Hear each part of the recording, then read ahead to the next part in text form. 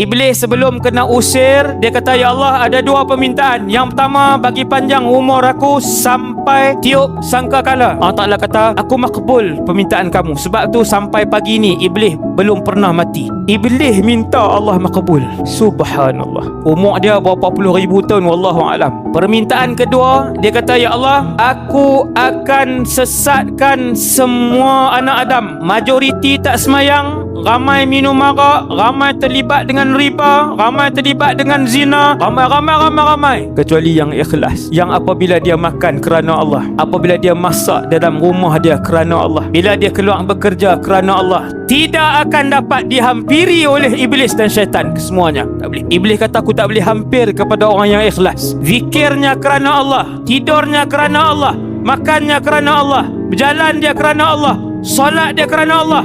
Iblis kata, "Aku tak boleh rapat. Yang lain semua aku akan rosakkan."